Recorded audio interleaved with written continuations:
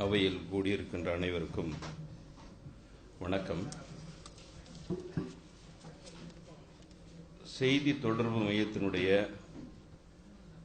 பொறுப்பாளர்கள் அறிமுக கருத்தரங்கில் பங்கெடுத்திருக்கின்ற உங்கள் அனைவருக்கும் வணக்கத்தை தெரிவித்துக் கொள்கிறேன், வரவேற்பை தெரிவித்துக் கொள்கிறேன்.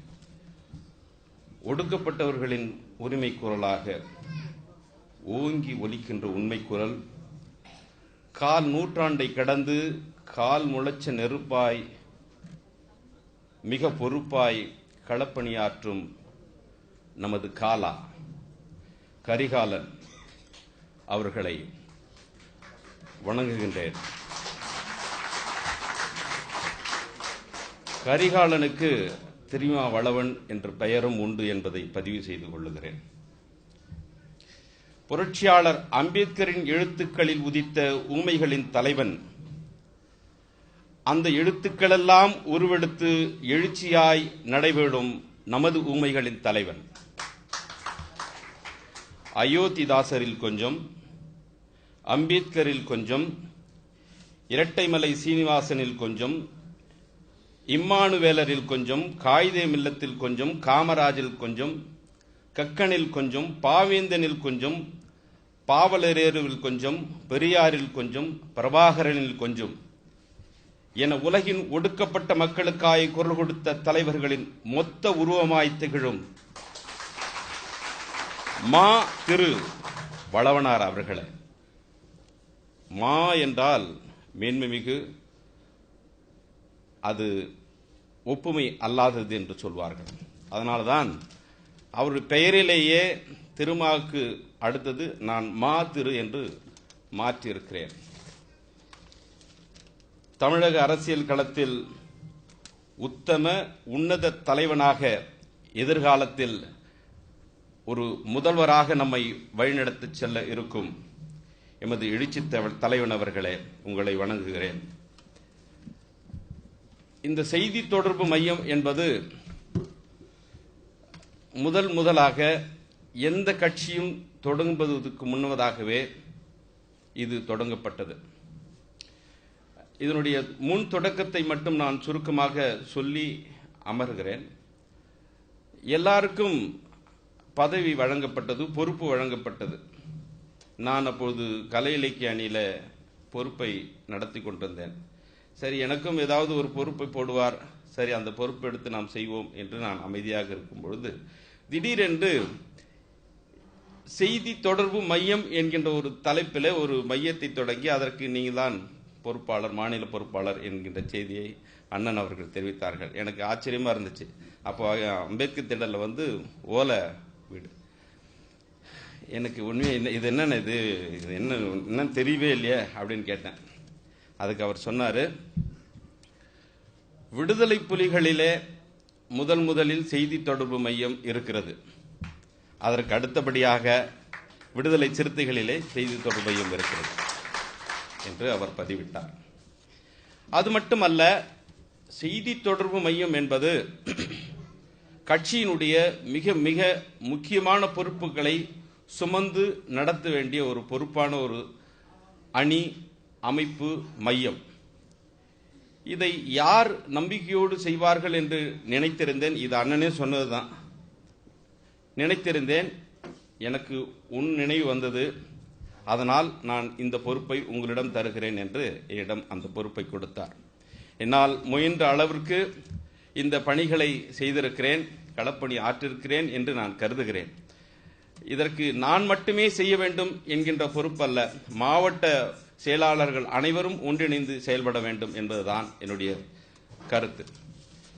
குறிப்பாக இந்த அரங்கு இன்றைக்கு வைத்திருக்கின்ற ஒரு தலைப்பு, நொறுக்கப்படும் உரிமைகளும் மீட்டெடுக்கும் ஊடகமும் என்கின்ற தலைப்பில் இது நடந்து கொண்டிருக்கின்றபடினால, எனக்கு முன்னதாக பேசிய அன்பு தோழியர் சுகிதா அவர்கள் தன்னுடைய பணியின் இயல்புகளையும் அங்கே நடக்கின்ற சூழலியல்களையும் மிக அழகாக பதிவிட்டார். நானும் ஒரு தொலைக்காட்சியிலே நெறியாளராக பணியாற்றிக் கொண்டிருக்கிறதை நம்முடைய நண்பர்கள் அறிவார்கள் என்று கருதுகிறேன். நான் என்னதான் தமிழில் மிகச் சரியாக உத்தமமாக உரிமையாக பேசினாலும் கூட, அழகாக பேசினாலும் கூட எனக்கு பதிவிடுகின்ற பெயர் நீ அவர் கட்சி தானே அப்படின்ற ஒரு பதிவை அங்கே எடுக்கிறார்கள். முந்தா நேற்று கூட என்னங்க உங்க ஆள் ரஜினிகாந்துக்கு சப்போர்ட் பண்றாரு அப்படின்னு. இன்னைக்கு கிரவுண்ட்ல இந்த கிரவுண்ட்ல நீ வா நானும் விளையாடுறதுக்கு தயாருன்னு சொல்ற ஒரு ஆண்மகன் யாருன்னா இருக்காங்களா சொல்லுங்க. நீங்க வாங்க நானும் வரேன், ஏன் வரக்கூடாது என்று தைரியமா இந்த கபடியில தொடை தட்டி நிற்பாங்க பாருங்க. அப்படி நிற்கக்கூடிய ஒரே ஒரு தலைவன் திருமாவாகத்தான் இருக்கும் என்று நான் கருதுகிறேன். அது மட்டுமல்ல, கேள்வி கணைகளை தொடுத்து செவ்வியல் எடுக்கும் பொழுது நேர்காணல் செய்பவரை திணறடிக்கக்கூடிய பல சூழல்கள் இருக்கும் பொழுது அந்த விருந்தினரே நெறியாளரை திணறடிக்கின்ற தகுதியும் பொறுப்பும் இன்றைக்கு அரசியல் களத்தில் ஒருவருக்கு இருக்கிறது என்று சொன்னால் நம்முடைய எழுச்சி தமிழருக்கு மட்டும்தான். அதை பல இடங்களிலே நீங்கள் கவனித்திருக்க வேண்டும். தமிழ் தேசியம் என்றால் என்ன நீங்க சொல்லுங்க என்று ஒரு இடத்திலே கேட்டிருப்பார். தமிழ் தேசியம் என்றால் என்ன? இன்னைக்கு இருக்கிற நெறியாளர்களுக்கு தமிழ் தேசியம்னா என்னன்னே தெரியாது. இதனால தான் இங்க பெரிய சிக்கலே இருக்கு. அழகா ஒரு கேள்வி கேட்டார், தமிழ் தேசியம் பேசிக் கொண்டிருப்பவர்கள் தர்மபுரியில பார்த்தார்களா? பதில் இல்லை. அவர் திணறி நிற்கிறார். இப்ப இருந்ததில்ல இந்த அமைதி தான் அந்த ஷூட்டிங் ஸ்பாட்லயும் அந்த கிரீன் மேட்லயும் இருந்துச்சு. ஆக இப்படிப்பட்ட கேள்விகளை முன்னெடுக்கின்ற தலைவரை பெற்றிருக்கின்ற நாம் இன்னுமாக அரசியல் களத்திலே அரசியல் தெளிவிலே நாம் பயணிக்க வேண்டிய கடமையும் பொறுப்பும் இருக்கிறது. என்னிடம் பல நேரங்களிலே வாதாடுபவர்கள், குறிப்பாக பிஜேபியிலிருந்து ஒருத்தர் வருவார். நான் யார் என்று முதல்ல அவர் தெரியாது. 2 நாள் என்னை பத்தி கண்டுபிடிக்கிறார். நீ யாரு, என்ன சமாச்சாரம் அப்படின்னு. நம்ம தான் பொன்னரசு விசிக்கேன்னு சொல்லிட்டு அழகா போட்டிருக்கிறோமே, முகம்லாம் இருக்குன்னு, அவ்வளவுதான். அதனுடைய டீட்டெயிலாம் எடுத்துட்டு மறுநாள் பேசுறாரு. நீங்க யாருன்னு கண்டுபிடிச்சிட்டங்க அப்படின்னு சொல்றாரு. சொல்லிட்டு அவர் பேசுறாரு. அன்னைக்கு இருக்கிற விவாதம் என்னன்னா, சமஸ்கிருத திணிப்பு குறித்து விவாதம். அந்த விவாதத்தில் உங்களுக்கெல்லாம் தெரியும், நாராயணன் தான்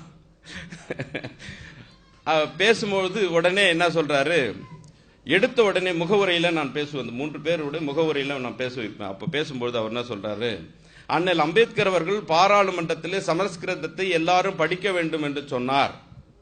அப்படிப்பட்ட சமஸ்கிருதத்தை இங்கே வேண்டாம் என்று சொல்லுகிறார்கள் அப்படின்னு புரட்சியாளருடைய பெயரை குறிப்பிட்டு அங்க பதிவிடுகிறார். நான் அடிப்படையிலே அம்பேத்கரிய கருத்தை, பெரியாரிய கருத்தை உள்வாங்கி இருக்கிறேன். நான் அம்பேத்கர் சொல்லிட்டாரா, அப்ப இந்த நேரத்தில் சமஸ்கிருதத்தை விட்டுலாம் அப்படின்னு தான் எனக்கு என்ன தோன்றும். ஆனால் நான் அப்படிப்பட்ட எண்ணங்களையும் தாண்டி எழுச்சி தமிழரின் பல்கலைக்கழகத்திலே நான் படித்தவன் என்கின்ற அந்த கருத்தின் அடிப்படையில் நான் மும்முறையும் பேசிவிட்டு கடைசியில சொன்னேன், புரட்சியாளர் அம்பேத்கர் சமஸ்கிருதத்தை மொழியாக பார்த்தார், நீங்க அதை வேதமா பாக்குறீங்க, அதனால தான் அதை திணிக்கணும் முயற்சிக்கிறீங்க என்று கருத்து சொன்ன உடனே டிஎம்கே காரங்க எல்லாம் என்ன பண்ணாங்க, சூப்பரா எங்களுக்கு ஒரு பாயிண்ட கொடுத்தீங்க, நாங்க இதை வச்சு நாங்க பேசணும் அப்படின்னு சொன்னாங்க. இந்த கருத்து எனக்கு எப்படி வந்தது? அண்ணங்கிட்ட தான் வந்தது.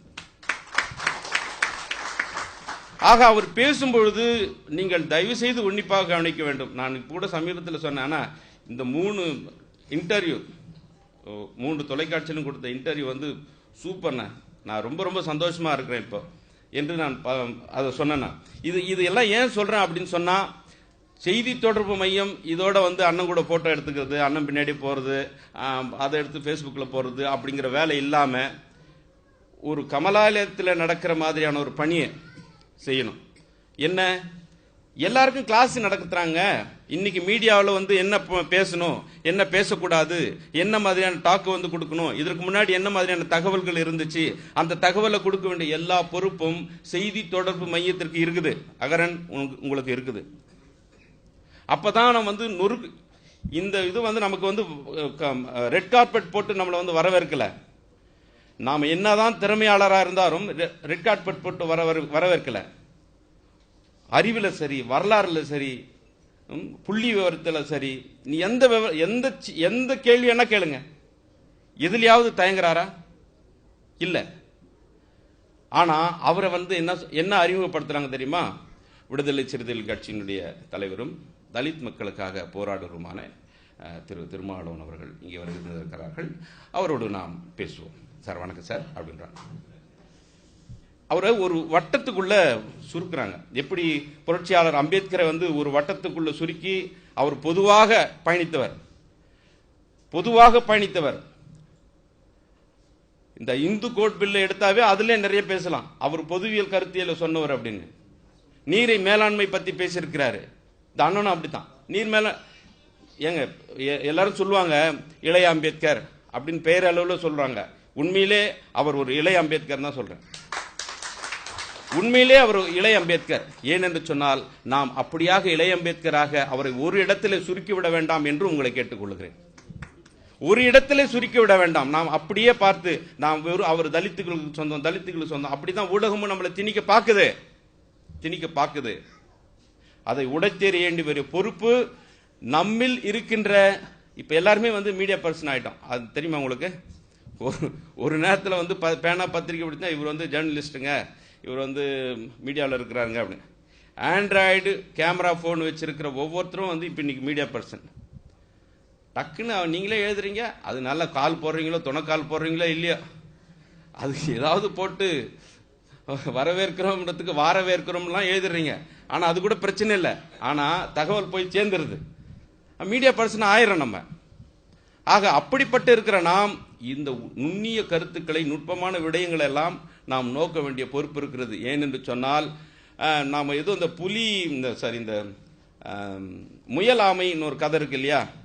பிஜேபி வந்துடாதுங்க, தமிழ்நாட்டில் வந்துடாதுங்க. அது எப்படி வரும்? பெரியார் போட்டுக்கிறார விதை, அவர் போட்டிருக்கிறார விதை, இவர் போட்டிருக்கிறார விதை அப்படின்னு சொல்லிக்கிட்டே இருந்தோம்னா இன்னைக்கு ஊடகத்தில் அவங்க கால் பதிச்சு ஒரு ஆளா தன்னை பதிவு செய்து கொண்டிருக்கிறார்கள். அந்த புள்ளி விவரங்களோடு இன்னைக்கு அதை சொன்னாரு, இப்ப இது சொன்னாரு, இப்ப உங்க தலைவர் இதை சொன்னாரு என்று சொல்லுகின்ற அளவிற்கு அவர்கள் முன்னேறி கொண்டே இருக்கிறார்கள். அதை உடைத்தெறிய வேண்டிய பொறுப்பும் கடமையும் நமக்குத்தான் இருக்கிறது, வேற எவனுக்கும் கிடையாது, நமக்குத்தான் இருக்கிறது. ஆகவே நான் முன்பே குறிப்பிட்டது போல இத்தனை அறிவுகள் பெற்றிருக்கின்ற எமது எழுச்சி தமிழரை தலித் தலைவர் என்று குறிப்பிட்ட அதே ஊடகவியலாளர்கள் ரஜினிகாந்தை விட நீங்க பெரியாள் தானங்க, நீங்க முதல்வர் ஆகலாமேங்க என்கின்ற தத்துவத்தை, நுண்ணியத்தை புகுத்திருக்காரு. இந்த நுட்பத்தை நீங்கள் அறிய வேண்டும். மிக அரிய பணிகள் இருக்கிறது. அளப்பருக்கரிய களப்பணிகளை இந்த செய்தி தொடர்பு மையம் செய்ய வேண்டிய பொறுப்பு இருக்கிறது. ஏதோ என்னால் முடிந்த அளவிற்கு ஒரு ரேடியோ, இன்டர்நெட் ரேடியோ ஆரம்பிச்சோம், சமத்துவ குரல்னு. அது நான் ஒரே ஆளா நானே மைக்க பிடிச்சி, நானே எடிட் பண்ணி, நானே பேசி, நானே கொடுக்க வேண்டிய பொறுப்பு வச்சதுனால ஒரு 7 மாசம் என்னால சொல்ல முடிஞ்சது. அது கூட மண்ணுரிமை மாநாட்டில் சொல்லும் பொழுது மறுநாள் பத்திரிகையில, புத்தகங்கள்ல, எல்லா பத்திரிகைகளும் விடுதலை சிறுத்தைகள் ஊடகத்தில் அடியெடுத்து வைத்து விட்டது அப்படின்னு போட்டிருந்தாங்க. நக்கீரன் பத்திரிகை என்கிட்ட கட்டிங் இருக்கு. ஆக நாம் அன்றைக்கு 2006 ஊடகத்தில் நம்ம அடியெடுத்து வச்சிட்டோம். இன்னொன்று சொல்ல போனா இன்னைக்கு ஒரு தகவல் சொன்ன அண்ணன் பேசின பேச்சுக்கள் முதல்ல ஒரு பேப்பர்ல பேசுவாருங்க, அதெல்லாம் கட் பண்ணி ஒட்டி வச்சிருக்கிறேன். அதெல்லாம் கிட்டத்தட்ட 2001 இருந்து 99 இருந்து அப்பதான் அவர் போட்டோவா சின்ன போட்டோ போட்டு போடுவாங்க. அந்த படம்லாம் என்கிட்ட இருக்கு. அதெல்லாம் வச்சு நான் கட் பண்ணி நான் ஃபைல் பண்ணி வச்சிருக்கேன். 96 பேசின பேச்சு நோட்டீஸ் அது என்கிட்ட இருக்கு.